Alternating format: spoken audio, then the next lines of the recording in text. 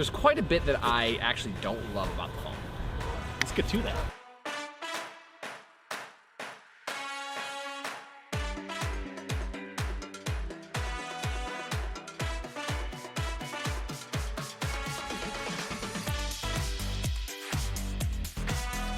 All right, so today, We're going with the iPhone Pro 12. 12 Pro, Pro 12, Pro. whatever you call it. It doesn't matter. It's three words, you just put them on the screen. Just throw them on the screen, right? Yeah, I was really in a rush to get the phone, so I did. I ordered the 12 Pro, and What do you think about it? I got some thoughts. I've got some thoughts. But before that, a word from our sponsor.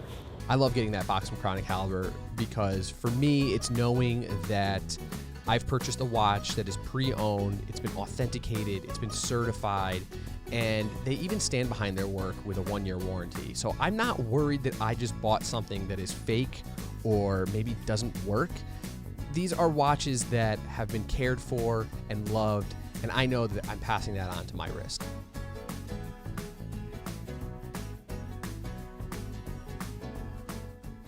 All right, so I've got the iPhone 12 Pro that I absolutely could not wait to get my hands on. Not really sure, because I had the 11 Pro Max, which is the bigger one. Actually, he's got it. And for the last couple months, I've been saying I wanted the smaller form factor of the 12 or the 11 Pro that my wife had. When I heard that they were gonna go back to the iPhone 5 form factor, I was like, that's it. I'm going back to the smaller form factor for sure. And it was coming out earlier. So what did I do? I pre-ordered the minute I had a chance. Like, Literally, as soon as it happened. so, phone is beautiful. It is absolutely stunning. I got it in Pacific Blue. That blue is cool. That's really Absolutely cool. gorgeous looking phone. That 5 form factor is, for me, the holy grail. That was the best design Apple came up with. That original was 4, 5S. the thick 4 or 5, going into the 5 Slim was like 5 was the perfect phone. Oh, for sure. Having that edge, that nice little edge when you hold it, oh, it's just nothing but it makes me happy. I like the I'm squareness. just happy with I do. it. It really does. It just feels better. like the You know squareness. why? We're big BlackBerry people. We loved our Blackberries, but it's got the same feel as having that feel, like put a BlackBerry in your hand. Oh. The back is like an aluminum feel. It's very matte. Doesn't get fingerprints on it, which I like. Little bit of a negative here is that the edge, because it is an aluminum, it is littered with fingerprints. I mean, you touch it once, covered in fingerprints. Do most people care because they have a case? They probably don't care. I don't know. It's just such a beautiful phone, and then you go and screw it up with that. I would have liked a matte feel around the edges, but the phone comes just as expected 1 week later. I get it in this cool fancy box, open it up, and there's nothing but the phone in it. And a cord. It's eco-friendly. Eco-friendly, but they don't give you headphones or like even an adapter or anything, which is fine. It is what it is. I've got thousands of them, but I don't like that they gypped you out of it. For the price you're paying on the phone, it kind of sucks. Not having the wall charger, that's a big one. I feel like they should at least put the wall charger in there because I don't have a USB-C wall charger. They gave you a USB-C to Lightning cord, nicely wrapped up, but they gave you no wall charger. Now I have a USB-C wall charger because I have the iPad. Right. But that's the only reason why I have one. So I also purchased the USB-C wall charger with the MagSafe charging pad. So I have the things that were available. I didn't buy any cases for it. I didn't buy any other accessories yet because there's really nothing available that I'm really that into. So that's kind of one strike for me. That's a little bit of the strike there. And the caveat there is most people have a charging pad. I've had a charging pad for, 3 generations now? And you have 2? Is it really? I don't think so. I think know. it's the last one. The screen is larger than the 11 Pro. They gave you a larger screen. This is 6.5 inches, so it makes a pretty sizable leap from 6.1.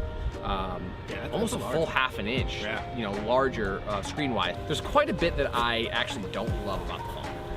Let's get to that. Part of me was, like I said, I was really excited to get it. I was really excited to jump in early on this phone to get it.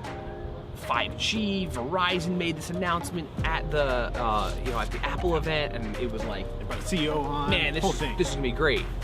We're flipping the breakers. 5G's on. First of all, 5G is not everywhere, which they said it wasn't going to be. The 5G ultra wideband I have not seen yet here in Central Ohio.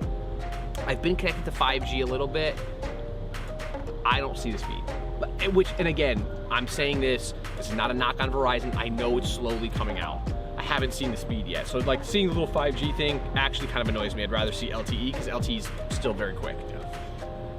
Also found out after purchasing it that the iPhone 13 was leaked, and it's been leaked to have the faster 5G modem from Qualcomm than this one that uses less battery life. So now we've got pretty much a phone that's already outdated. In my mind, I've already put that in my head. What I really noticed is that the nit brightness is significantly higher. So even at the absolute lowest brightness setting, it's still much brighter than my 11 Pro Max was. I like that. In sunlight, easy to see. At night, but laying it's in still bed, bright. so like going low, sometimes you can't go low enough. So I can't go low enough. What you have to do is you have to go to accessibility and lower the white point, and that'll help you bring it down. Good point. Another thing that kind of bugs me a little here is the fact that the camera's better, supposedly, but the camera in the Max is with the one that really gets all of the upgrades, like the bigger sensor, the sensor stabilization, which they call it sensor something shift, like shift stabilization. That gets that. You get more optical zoom because they put a better third lens on the on the bigger one. So all of those upgrades came on the bigger phone. It's a trade-off in my opinion, because do you need the bigger, do you want the better camera with the bigger phone, or do you want the smaller phone, easier to handle, which is what I preferred this time around, and the slightly less than camera. Now I am excited to see what they do with the 4K Dolby.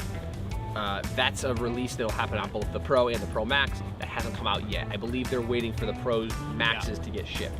I'm very interested in this because movies are not shot in Dolby, they're mastered in Dolby. Right. So an iPhone is shooting, mastering, editing with Dolby. And there will be some updates that are going to happen with the camera. So which is a crazy thing, they're going to allow you to shoot HDR RAW, which is interesting because RAW is usually raw. There's nothing happening to it. A lot of data. They're actually going to put some sort of like corrections on the photo, but it'll still be raw. That's kind of cool. I'm excited for that. Again, that's a software thing though. The camera can already do it.